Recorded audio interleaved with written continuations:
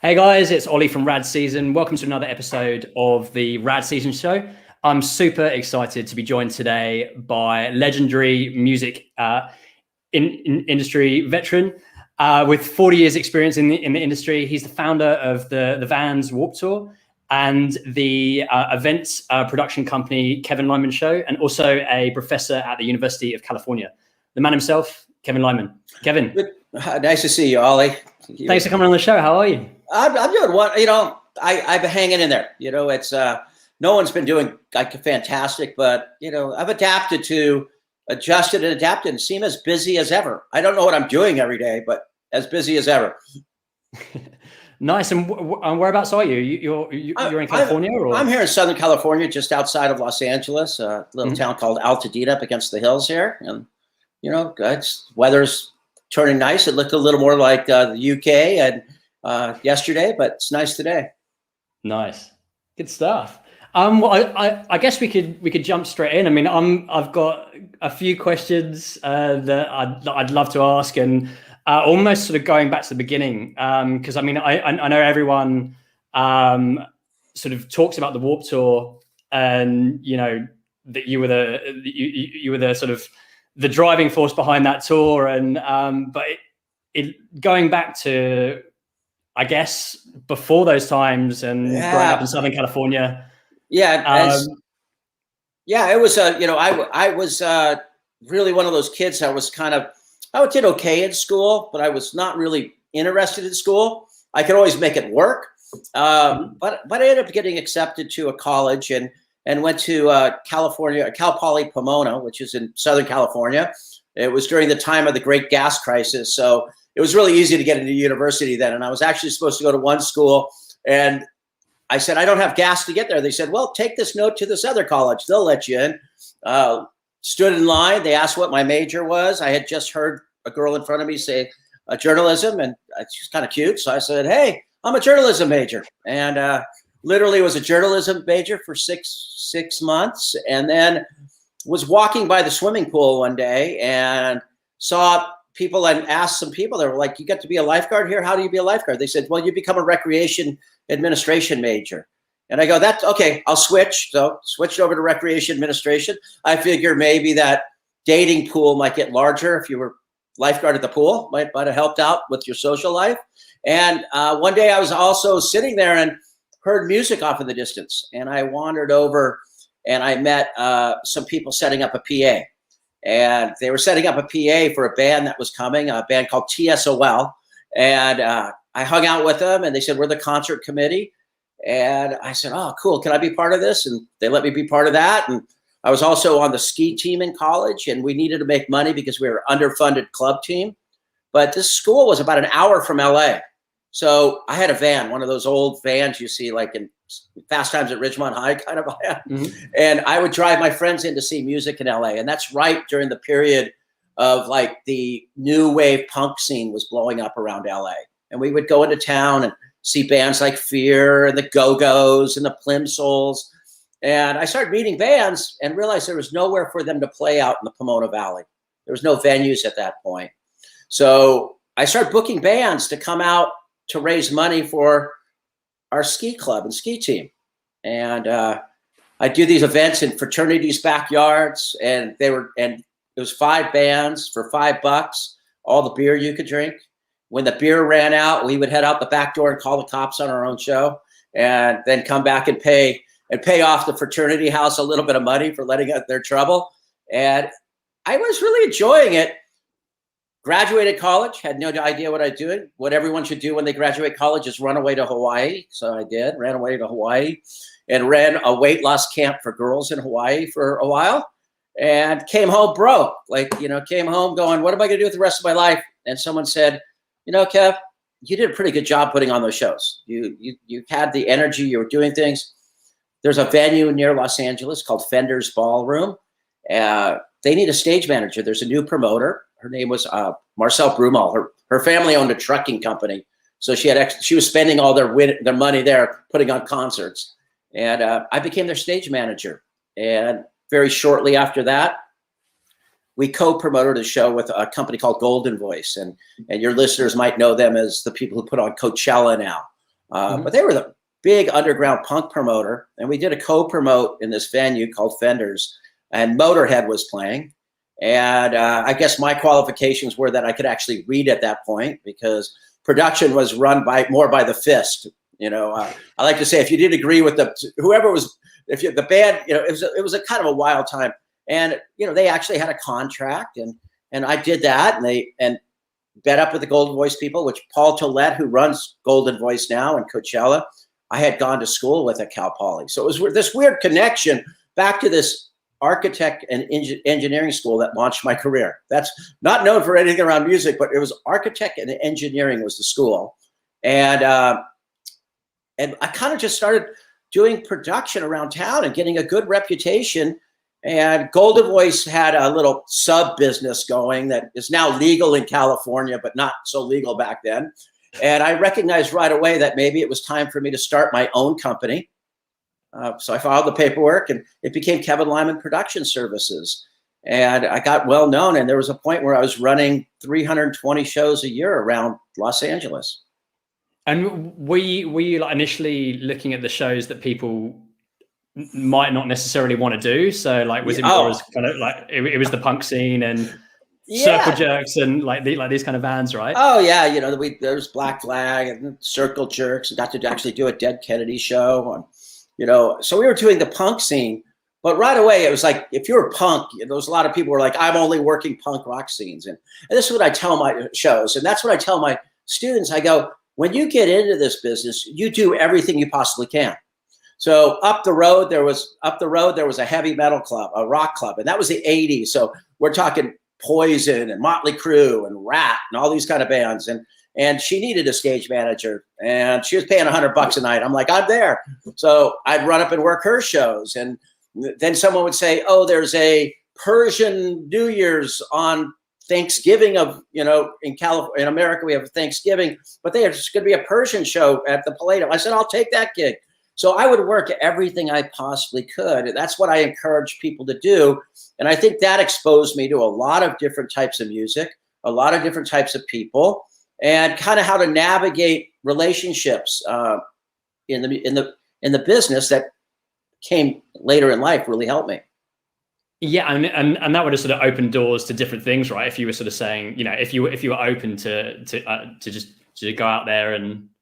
Yeah, I mean, and I think that's what gets you through a 40-year career, being open-minded and willing to take challenges. And even to this point, like we talked about, we'll talk a little bit about, being an educator now. I did not plan on being a professor at the University of Southern California, but they approached me, and you just got to jump in and say, I can do that. Yeah. And I almost crashed and burned on that one. We can talk about that later. But that's how you don't look backwards, you look forward in life. Yeah, absolutely. And like in the early 90s, I mean, when you were doing the stage management, that then went on to then like wasn't it you were involved with the first ever Lollapalooza? Yeah, the scene was kind of changing. The music scene the punk scene was still around, but it started turning into that alternative scene. And Los Angeles was very big with that. The Red Hot Chili Peppers, Jane's Addiction, bands like that. We started to work a lot of those bands. So I remember this period, and this is the moment in time when Golden Voice, the original founder, was having some legal issues. Paul Tollett and a gentleman named Rick Van Satten, who has passed away, rest his soul. We had to kind of make this company survive because we had like 6 shows with the Ramones going at the Anson Ford Theater. We had 7 nights at Jane's Addiction at the Palladium. We were actually turning into a legitimate company, but it was all ready to implode. We pulled that off. They formed Golden Voice. I decided not to become a partner in Golden Voice. But Jane's Addiction, Perry Farrell and Ted Gardner, their manager at the time, recognized the work ethic I had and kind of my relationship with the artists within that scene of music.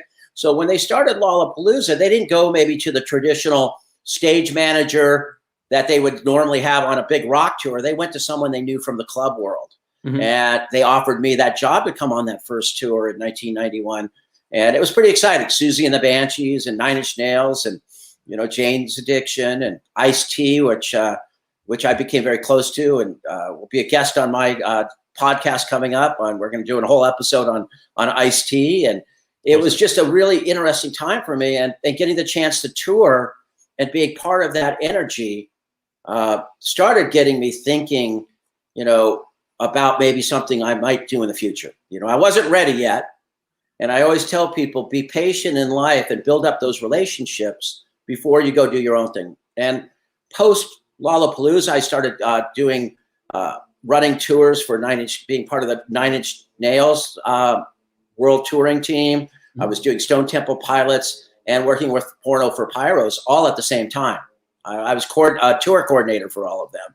And I started to see that my life would be on the road all the time. And I didn't necessarily want that life. It's for certain people, but I was kind of looking at, well, maybe I wanted to have a life at home too. And a life that I, maybe get a chance to go on the road, but I wouldn't be at the total whim of an artist to get there. And then what changed when you decided, okay, you wanted to potentially do your own tour? And that was probably around that time, right? Sort of 94. Well, that was 94. I was still doing some stuff with Lollapalooza. I was doing site coordination. We put on this big show called The Mistake at the Lake. I found this location on a giant site, but there was only one lane in and one lane out. Kind of my specialty at that point of causing giant traffic jams. But I was crossing over at that point. We were starting to do a lot of events that were combining action sports and music. And some of those events involved charity, which I've always had a lot to do with. We were doing a lot with Golden Voice, a lot of, Rock for Choice shows, Rock the Vote shows. But up in the mountains, we were doing board aid with Transworld Publications, where they would have snowboarding, and they would have a ramp, a vert ramp, and they would have music. Boarding for breast cancer, which was a similar event. I was doing the Swatch Impact Tour, which combined skateboarding, which was a kind of a touring skateboarding show. The Vision Skate Escape, which you can still find some pretty cool videos online. They had a huge budget, and we got to build double ramps. And I ran into the Chili Peppers, and I said, hey, can you come down and play on the top of the ramp? It'd be really cool. And about 5 days before, we confirmed them for $250. Now I think a ticket might cost you that much. But it was a really cool time in Southern California. And Golden Voice was doing some events, and they were doing board. And I said, we were sitting in the snow after doing one of these big events. And that afternoon, I had heard some people talking about the X Games in 1995, that the X Games were coming, that they had just done this deal. And I was sitting there to a friend, and we were saying, wow, if the X Games comes, this whole lifestyle that we've kind of led in California is going to get much more known across the world. And maybe it was time to create our own event versus working for someone else. I figured someone would want to kind of do something like this. So by that point, 12 and a half, 13 years into the business, I said, you know what? Why can't it be us? Yeah. Nice. And when did you think, like, okay, like this is what we're going to do, and we're going to try and marry up the action sports world with music? Was that sort of something that kind of clicked straight away, and you thought, okay, we could do this? It moved very quick. It actually moved very quickly. This was in March, and we put the first tour together, and we're out about August 1st. So within a few months, we were out doing this. I'd like to say it was a huge smashing success, but most likely it was viewed as a financial failure by all involved. I don't, except maybe the skaters. It was the first time they ever got a paycheck every week. I think they were getting $600 a week and per diems. So they were actually getting a consistent paycheck at that point. I brought some friends bands that jumped in, being Sublime and No Doubt played some dates, and Quicksand. Yeah. And we actually pulled off 25 shows. But I think really what happened with that, and it was all that experience that I had allowed me to fail. People said, wow, he's on to a good idea, but we'll give him a second chance. I don't know if I had not done 13 years of good work and built those solid relationships that people would give someone a second chance. That's why I always tell people, if you fail many times, people are like, oh, they expect you to fail. But I failed, but they go, he's on to something here. We don't know quite what it is. We'll give him one more chance. And that's when a couple of bands that were kind of well known in the punk scene, Pennywise and No Effects, I think they got involved. They didn't hear it was a great tour, but they heard it was like it was a lawless tour, basically. And we were breaking every rule of the touring business. And it was a bunch of renegade pirates going down the road. I think maybe that's why they got involved more than wanting to support me at that point. They just heard it was something they could go out and be kind of a punk rock tour. And they got involved that second year. And I think that's when we really started to get known as, we did a little video too called Punk Rock Summer Camp. And maybe I look back now and people didn't realize that we were already becoming an eclectic music festival, bringing a lot of different sounds with us. But we were always, some people always thought it was a punk rock tour. And this was the second year, right? When Pennywise and No Effects came on, and going back to that first year, the name of the tour was going to be The Bomb, and not the best time to announce it was the Oklahoma City bombing here, and it was just kind of a crazy. But the relationship I had with Trans World Publications, they had a magazine called Warped Magazine. You can still get a copy of it in Japan. That magazine still exists in Japan. I called Fran Richards and said, "Can I borrow the name of your magazine? I won't put out a magazine if you don't put out a tour. We'll have a partnership in marketing. We'll work with each other." And that's where Warp came from. And in the second year, that's when I was fortuitous enough to have a quick meeting with Vans, the shoe company. I think they were trying to get me to come and help them with their amateur skate program. And I convinced them in a very short, 10, 15 minutes that unless you're part of my successful, in quotation marks, music festival, no one will come watch amateur skating. And we forged that relationship that went on for the next 24 years. And it became the Vans Warped Tour. And like back then, I mean, like saying that it wasn't successful in those first years, is that sort of, I guess, the industry sort of deeming it like it wasn't financially successful? It wasn't like, the success that it would then become? Yeah. The first year, definitely, people, unfortunately in our business, so many things come down to dollars and cents. So people looked at it as a financial thing. But people saw it, I think one of the few times they saw it as culturally relevant. Wow, this is unique. This is different. It hasn't been done. And then by the second year, no one was paying us much money. I was paying everyone back from the first year, but we got through it. And I think by then everyone was even. Like, you got to look at the promoters made their money back. They go, wow, our attendance went from 1,000 to 5,000, 6,000. Like, it really jumped that second year. And I think it legitimized us on their sense because they realized they could make some money on it. I realized that this is what I want to do for as long as I could potentially do it. No idea that it would go 25 years, and was able to have a kind of build the Kevin Lyman Group off of it. We started doing other lifestyle tours where I always looked at Warped Tour was for my heart. Warped Tour was never, you had to be fiscally responsible to the business, but it was never driven by dollars.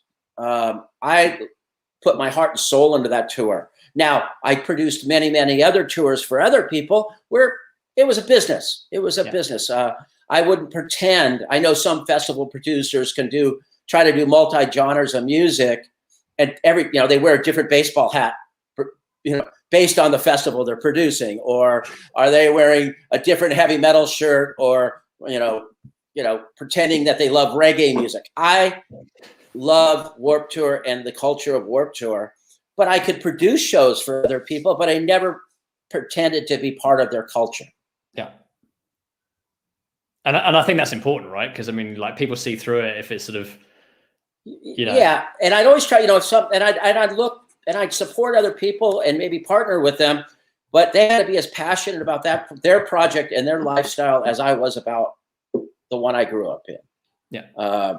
And it seemed to work pretty well. It was, it worked well for a long time. And I'm like going back to those first couple of years. I mean, did you ever imagine the success that those bands would have? I mean, like like No Doubt and Sublime, and like how that would kind of, Well, transcend. Yeah. I hope they had, because I was still working in the clubs, and I was working, 7 nights a week, sometimes, like 320 shows a year. So I saw bands coming through every night of the week, multiple bands, and you knew who was going to be a star. Like if you're watching that much live music, you can kind of pick out who right away rises above the rest. There's going to be a lot of good bands, and there's some great bands. And even at that point, you could see that Gwen Stefani was going to be a star. You wish that Brad Knoll could have dealt with the problems that eventually killed him, because you cannot even imagine what he probably would have accomplished in his life. His songwriting, his ability to connect with an audience. And we tragically lost him. And that's what's led me to work a lot in the field of opioids and understanding and music cares and these things, because I wish I had those tools in 1995, because I don't know if I could, but maybe I would have been able to help him with something that killed him. Yeah. And I mean, with that happening, did that were you then looking at things going, how like you became a mentor for so many of these bands and artists like afterwards? I mean, we used to looking at like going, how can the tour and like how could you help, right? How could it be the greater good? Yeah, I think as well as everyone having a good time, the bands, the fans, everyone, right? Yeah, everyone's good, but I always, and this goes back to teaching now, I'm focused on it, and I'm like, you can build in philanthropic thought into your business even before you start that business. Yeah. And you don't have to be wildly successful to be philanthropic. You can do little things each day with anything you're doing just to make something a little better. And Golden Voice was that company. We were constantly doing events that were trying to be better for the community.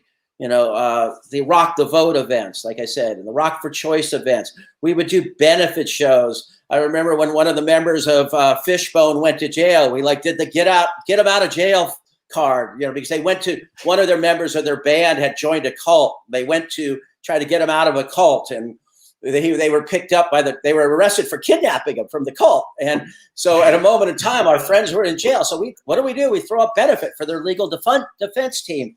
I think, we're seeing a little bit more of that. I'm seeing, and maybe that's what this pandemic has done to show that artists do have a voice. They can stand for something. We've seen a lot of live streamed charity shows. Almost every week there's something going on. And maybe I'm hoping that this carries through to the whole overall business post-pandemic. Yeah.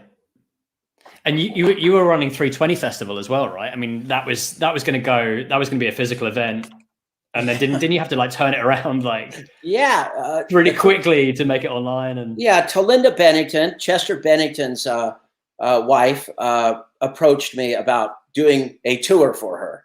And I said, Talinda, I've been touring now, 28 straight years of summer tours. I want to take my wife on her first summer vacation, but let me help you. So we talked through the concept of the 320 Festival, and this was blending that education side of me. I had a class that needed a special project. So I said, well, we could bring this into the teaching world.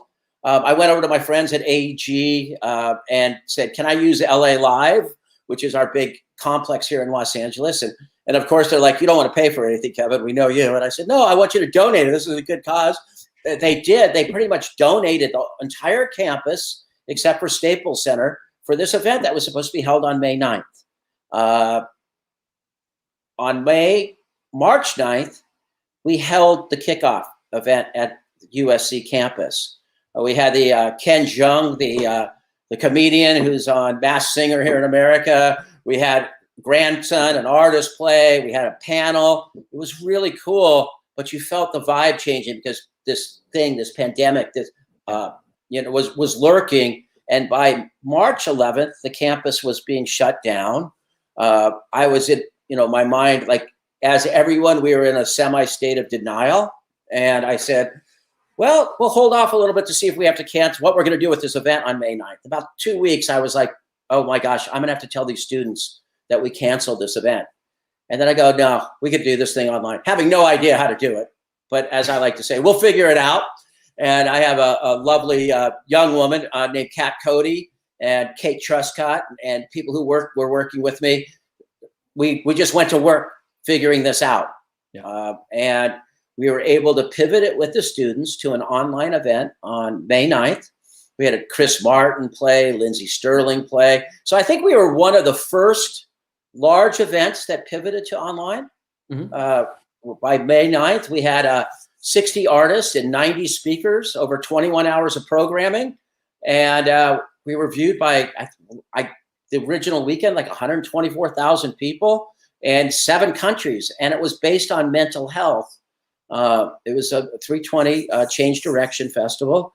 And a lot of people were like, oh, great timing, Kevin, for a festival like this. I go, well, I didn't time a pandemic and a festival at this time to make sense, but it did make a lot of sense to people. The organizations that were involved, they got to collaborate and meet each other. And I wish, it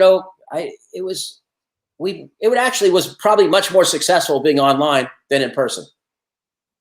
Just because it could reach way more people. Yeah, to reach 100. Yeah, we probably would have done maybe 5,000 to 7,000 people downtown, maybe 10,000. But to have 124,000 people tune in at some point, that's amazing. Was pretty cool. Yeah. Nice. And how did the university lecturing come about? Like, I was sort of like curious about that because I mean, because that was before pandemic, right? I mean, that was This is now I'm entering my end of my 3rd year right now. We've only got a few more weeks left of school, but they approached me in 2019 now about, it would have been 2018 actually, and said, we'd love for you to come and be a professor at the school. It turns out a couple people that I mentored while they were in school or mentored through business were adjunct professors at the school. And they had an opening up at the school and they said, oh man, you should approach Kevin. He'll probably be way too busy to do it. But they approached me. Me and my wife went down, we sat with them and they're like, it's a full-time job. And to my wife, she's like, he can't take another full-time. He's already works 80 hours a week. And they started to explain that, it's 2 days of teaching, prep and everything.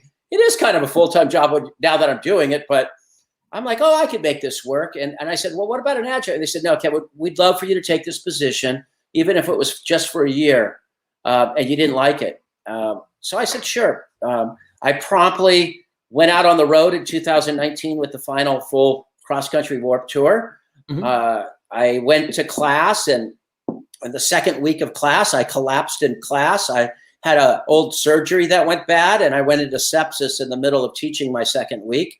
I think the students looked at me like, oh my God, what's like, the way I looked, it didn't look like I was very healthy in general.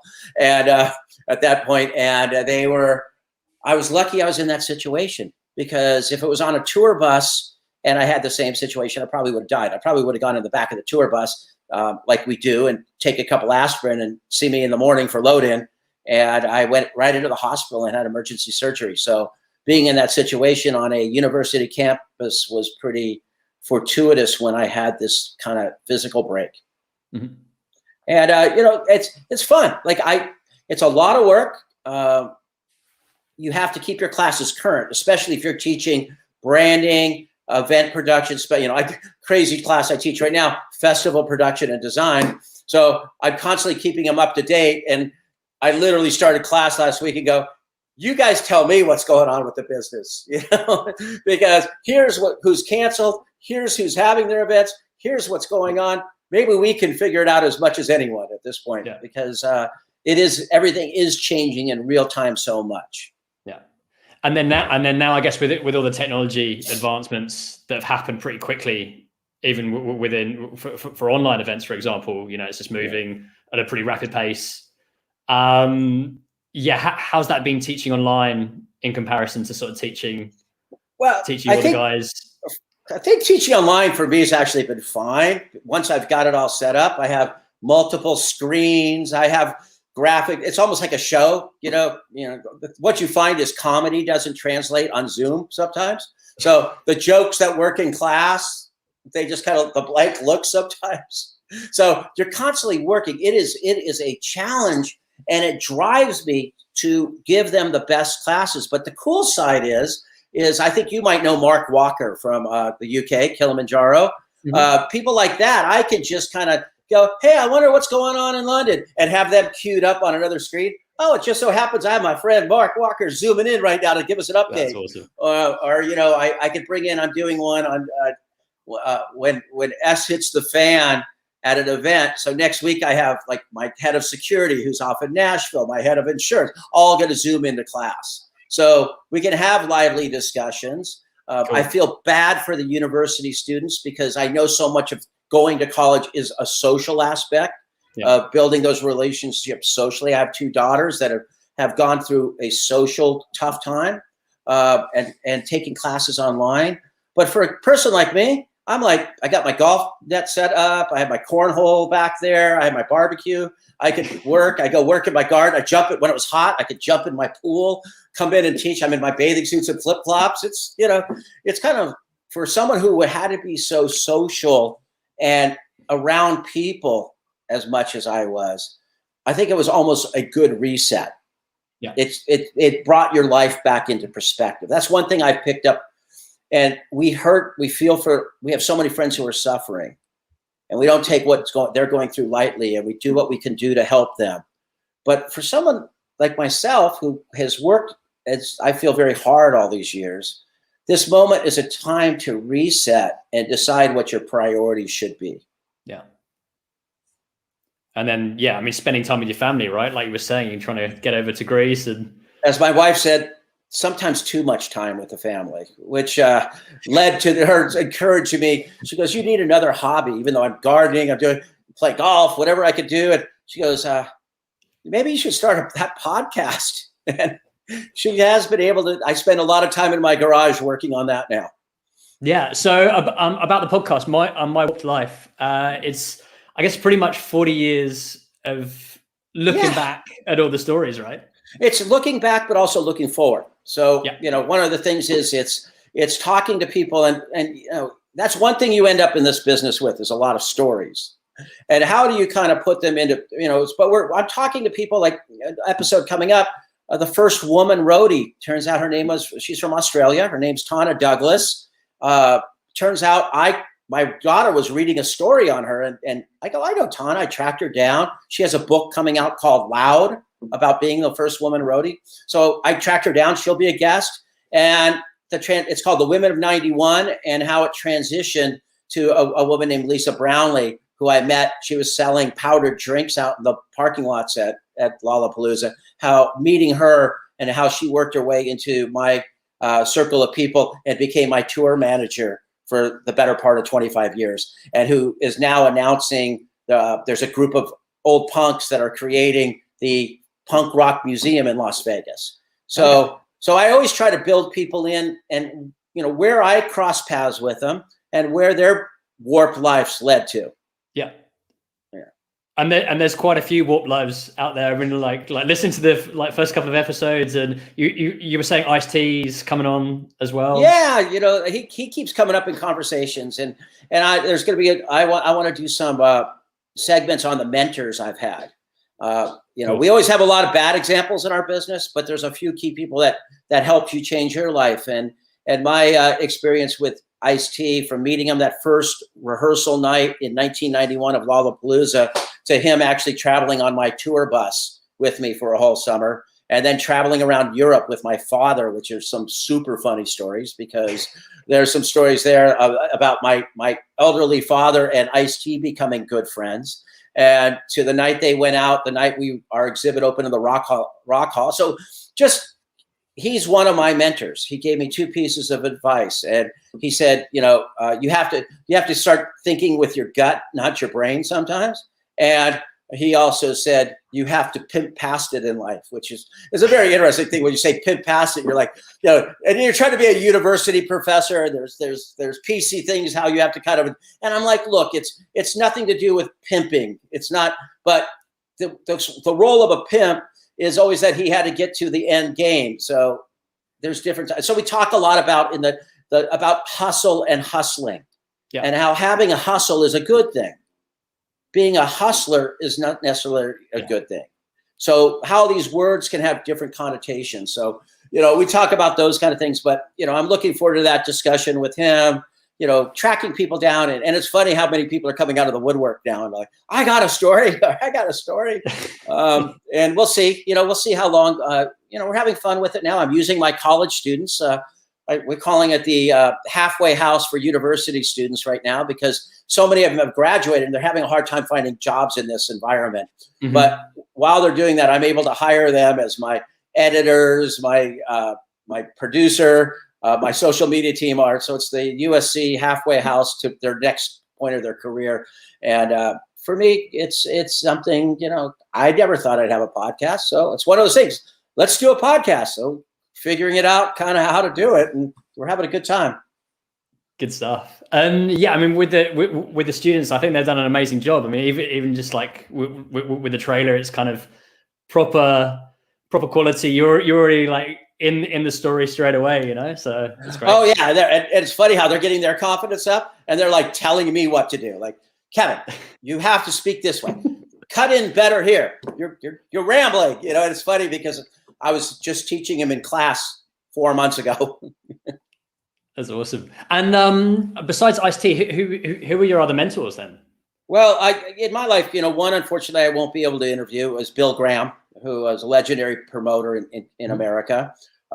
He passed away in a helicopter crash right when I was transitioning into potentially getting to know him more than casually in a Grateful Dead parking lot, because we used to sell egg rolls in a Grateful Dead parking lot. And he would come by and say a little thing to me or something. And then I was on Lollapalooza in 91 and got to play his amphitheater and had some interaction with him. But Bill Graham, probably want to interview someone named Bill Silva, who is a promoter, but he's been a manager like Jason Mraz and people, but done a lot of stuff in philanthropy and things. So, people like that. And then, of course, I'll want to bring in Gary Tovar, who was the founder of Golden Voice. Mm-hmm. Amazing, probably the biggest music fan in the world. I can't believe that he hasn't been able to probably go to a live show in a year, because even though he had his legal troubles, he came back. He's a consultant to Golden Voice, but that man goes to a show every night of the week still. He loves live music. And, he brought more bands over from the UK and Europe early on than anyone else. He'd bring them here. They'd play a show for him. And then they would have a couple networks like up at the I-Beam. We lost Eddie, who ran the I-Beam up in San Francisco recently. But I'll probably have, some episodes like that. And there's a few more that'll pop up. And what about bands? I mean, like looking back over the years, are there any kind of sort of, saying favorite bands would be pretty tough, but any sort of things that you think? We will have to have an episode all in it to its own. And we've said maybe 2 episodes for Fletcher from Pennywise. Because the man is a living story, and the stories just, they're so hard to believe that you'll just have to layer more and more of them on. It's kind of like QAnon. Like how I would relate. Now I'm relating Fletcher to like QAnon, because QAnon today is like talking about how the Suez Canal is blocked by the child traffickers, and that's the code name for Hillary Clinton's ship. And I mean, that story now is just getting like wilder and wilder. Like, Pizzagate will be nothing by the time we get down to the Suez Canal thing. So, and when you have Fletcher, every story but his stories are true, and they just get crazier and crazier and crazier. So maybe we could build the cult of Fletcher instead of the cult of QAnon. There could be like a series within the podcast, almost sort of like its own Fletcher. Oh yeah, absolutely. Like outtake, right? I've reached out to Benji and Joel Madden to maybe do an episode, because I think they're so cool how they've transitioned not only from artists but into solid, good business people with a lot of things the Madden brothers are doing. I think they'd be very interested. Of course, I got to do an episode on Less Than Jake, their 30th year anniversary coming up. Yeah, we'll do an episode on them. It's funny because, someone says, so I go, it's an expense. Like everyone has a hobby. Like it's costing me a lot of money to do this, but it's a hobby. Why not try to do something fun and also document some of this stuff while you still remember it? Because there will be a day. And even to this day, you're doing your interviews and you're like, you think your memory is totally clear. Like I totally know, but I'll be talking to someone and they're telling me the same story and it's completely like flipped. So it's almost like it's funny to get to see how these stories actually all come together, because you'll get 3-4 different sides of every story, even though you were all there when it happened. Awesome. It's kind of like going to the war. Kind of like going to the Warped Tour. Like I always said, every person that went to the Warped Tour had a different story. Yeah. They watched a different lineup of bands. They went and did different things. Maybe you had that story with one friend, a close person, or a little group, but that was the thing. You created your own story. And that's kind of what life and my work life has been. The story keeps evolving, because I always tell people the only thing you will run out of is time in life, and you never know. And as I'll be 60 years old in a couple of weeks, on April 5th. So the same day my second dose of my vaccine kicks in is the day that, I turn 60. And in some ways, you're less relevant to certain things, but you create new stories for yourself if you choose to. What are you going to be doing for it? Can you do like some kind of like online festival or? For my birthday? Yeah. Have you thought about I think doing like a Fat Mike thing, or get some bands together? My big thing is we were thinking there was a very cool hotel out in Arizona that we would always stay at. I'd make a deal with them, and it was way too nice for Warped Tour and everyone else. But going way back, it's called the Wigwam, and it's a very cool place. So I might just do something in the fall when we can travel, pick a weekend, and say, hey, come out to the Wigwam. Let's throw a big party. I don't know. I'm just looking forward to the time that you can have more than 2 people in your backyard with a mask and have a conversation. Yeah. And what's to come? Have you got any sort of projects later this year with Kevin Lyman Group? Is there anything that you thinking about? We were supposed to actually be doing a show in the Azore Islands. Oh, no way. We were supposed to be doing an eco festival and on the Azore Islands with the government. I was coming in we were consulting on that. And that was supposed to happen in 2020. As a good consultant, I was one of the first people that said, stop paying me and shut this down for a year. We've now pushed that off to 2022. Unfortunately, that's my problem. It's like, I should just book a ticket and bring my wife to Portugal and go to the Azore Islands. But no, I have to do a festival. It's the story of my life. That's how I entered into Europe. I had never been to Europe. I don't know if people know that, but when we came over, and it sounds like you were at those shows, to that point, I never had a passport. When Vans made their first deal with me, I was walking out the side door and they said, hey, Kevin, on top of doing the US, I need you to do 6 shows in Europe. And at that point, I'm like, sure, no problem. Immediately went out. Like, you couldn't Google search. I went to the post office and got a form to fill out to get a passport, because I had never been overseas.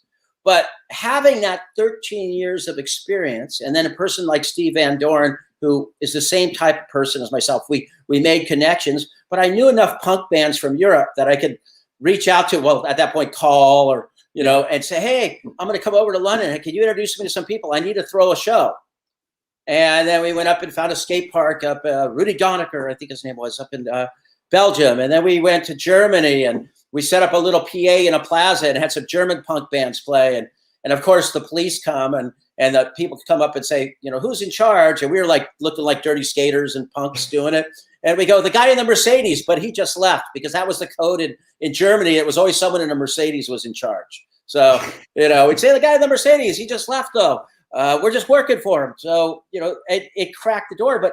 And for a few years, that's how I went to Europe. I take my money that I made in the US and bring all my friends to Europe and travel around and do Reading and Leeds and Pukaplop Lowlands, and then became friends with Die Totenhosen in Germany, which was a massive German band. Yeah. And then we went down to Australia and they came down with us, and no one knew them, but they didn't care. They just wanted to be on the tour. So I said, okay, if you play in Australia with us, and we'd let everyone in with a German passport, and like 5 dudes just drinking beer in front of this band.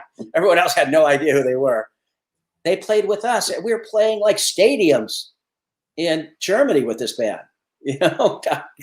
That's awesome. Were you the band manager then? So because you were managing Less Than Jake, yeah, around that time, right? I managed for a while. Vinny from Less Than Jake asked me to manage. So I was managing H2O.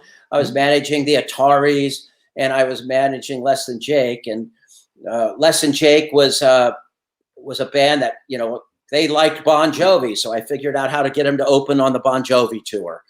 They opened for Bon Jovi on the US tour. We wanted to put out our records in Europe. And at that point we were on Capitol Records, and they said, no, we're not going to release the record. And me not knowing that when they say you can't, it doesn't mean you can't do it. I went over to Plastic Head and we released a record in the UK, kind of illegally. It went, the only reason the label found out about it, it went gold in the UK. And the band, we just put a lot of time into learning the European market. Any favorite cities over there? Like, oh gosh, we played Pamplona. We played in the bull ring where they actually chased the bulls, running with the bulls. We did a show there, like the Warped Tour there.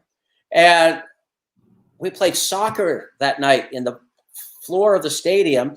We all got covered in mud. And then we went, and this is kind of gross, but we went back where it's very ritualistic how the bulls are slaughtered. And we couldn't find a shower, so we took a bath in the tub that they clean them in.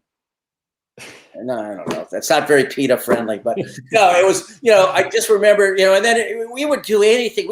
We had an agent and he was just trying to find us places to play. So he would sell us off to the Socialist Party and the Communist Party.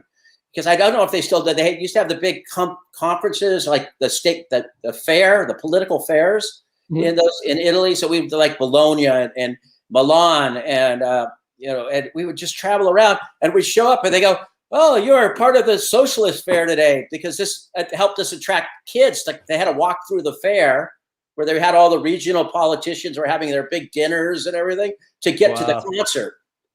And the next thing, okay, we're socialists today. Next day, we're like, you are part of the Communist Party, Spanish Communist Party.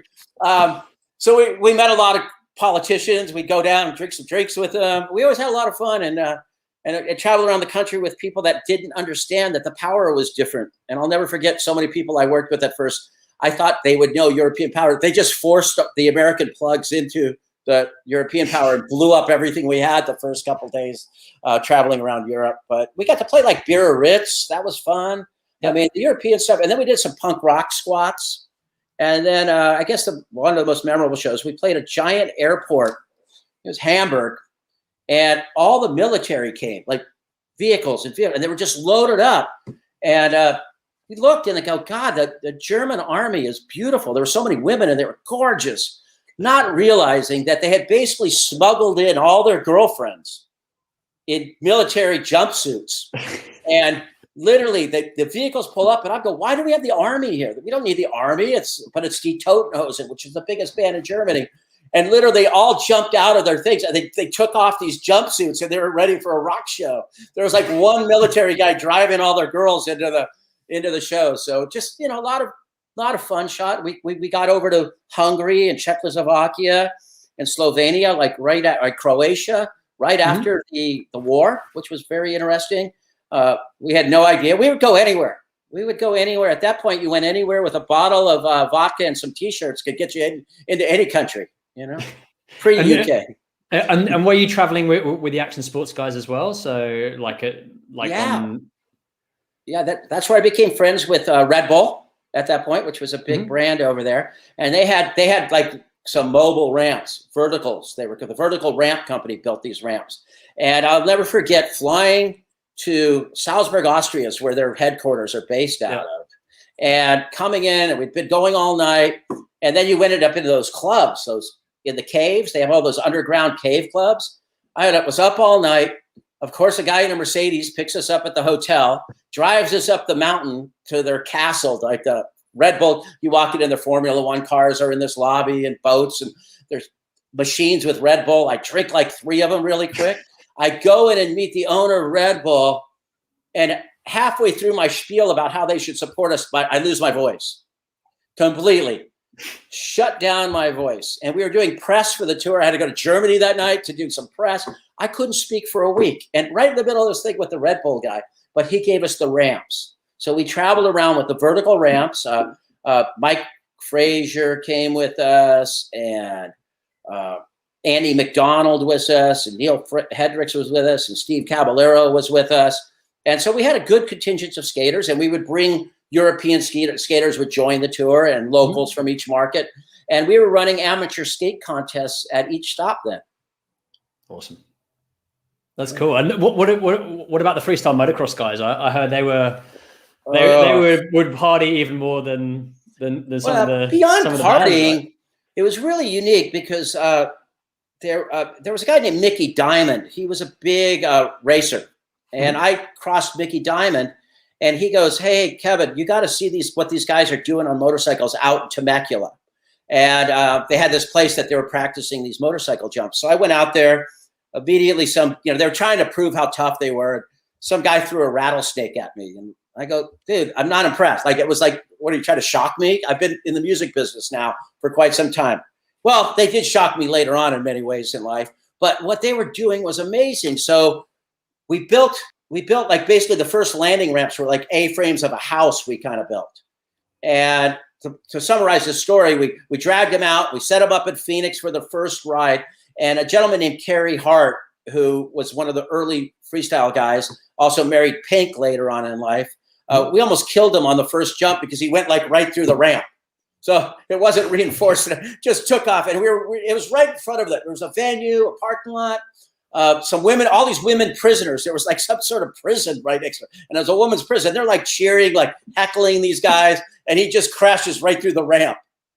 Now, luckily he didn't get hurt. And we go, whoops, we better reinforce this ramp. So we went to work fixing the ramp, and we hauled that thing around the country. And we were the first kind of people taking freestyle motocross around the country on a regular level. Nice.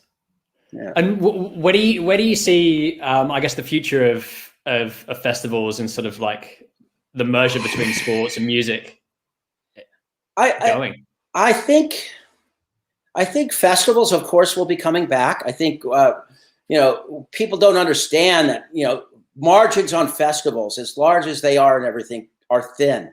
Yeah. And people keep asking me, like, why don't you do a festival? And I go, well, I'm at a phase of my life where whatever I would make on a festival wouldn't change my lifestyle versus as much as I could lose on a festival. Yeah. It's easier to lose money on festivals than make money. So we have to be careful going back. I think some people are tiptoeing back into it. Some people are going to go full bore back into it. The sports and music side, I think it goes always in a cycle. I mean, now we're in a big cycle of street skating, but now all of a sudden I'm hearing people talking about vert skating again. That there's interest in vert. It faded away to where no one cared, but everything goes in a cycle. So of course, I think there's a space for stuff. I just think we have to be right now. I think any independent person that's thinking of doing anything has to be really patient. They don't have that maybe deeper pockets of a Live Nation or an AEG to do something like this. Mm-hmm. Yeah. No, especially, I mean, like over here in Europe, it's so different in every country. Every market's got its own thing and like what they're going to do. And yeah. And that's a problem because people base their whole summer on coming to Europe and following that festival season. Yeah. There used to be the early festival season in Europe and the late festival season. Mm-hmm. It's pretty much year round, summer wise, from May till October, maybe, or September. Yeah. People base their whole thing. And if there's no festivals in Germany, you're pulling a big segment of the market that people depend to get down to Portugal or between Belgium and how to route their tours and events. So I think it's going to be tricky. I think you'll see a lot more bands staying closer to home. It's like playing, maybe you'll see they won't be doing as much international travel, at least for a year. I think people are going to have to be patient. I know that it's hard to say patience when we've locked down for over a year, but think about how far we've come overall, that there is a light at the end of the tunnel. Getting rid of our president gave us some light at the tunnel, because anyone who's bummed out right now, I go, just think if that clown was still around. Just think if he was still in charge. I mean, I can't even imagine where we would be at this point. Yeah. Any questions from the audience? Anyone have anything, Ollie? There should be. We've got some. There's some There's a couple of comments coming through.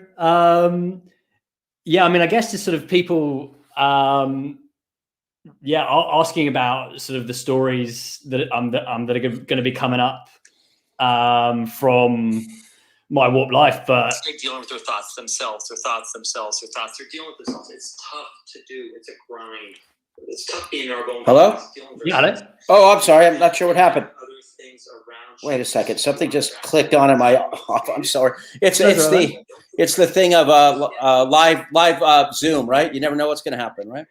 That's it. We always have it. If an animal walks in, we always force our students to introduce it to the rest of the class. You know. So what's what would be the best way for if people want to get if they want to follow what you're up to, and if they want to get in contact, what's the best way? Well, there are two ways. I'm pretty basic when it comes to like social media. Kevin Lyman on Instagram, Kevin Lyman, and but if they want to email questions or topics they want, it's My Warped Life. My Warped Life. We have that on Instagram. We have that our website's about up.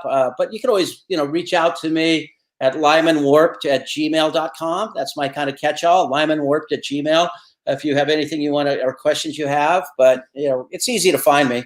That's one thing. It was always like people would call and go, I can't find you. Like I've been trying to track you down. I go, you obviously aren't a 14 to 17-year-old band member who now has my home address, has my cell phone number, has, it's like that was the audience that usually knew how to track me down. And it kind of showed how they were able to use technology and maybe some of my friends weren't. That's funny. Cool, man. Well, Kevin, thanks so much for your time. It's been great speaking to you, and yeah, definitely we'll be looking forward to all the episodes coming out on your podcast, and looking forward to seeing some festivals again soon as well. Yeah, happy to come on anytime, Ollie, and hopefully I'll get to hang out with you sometime overseas. That'd be awesome. Thanks, Kevin. Thank you. Cheers.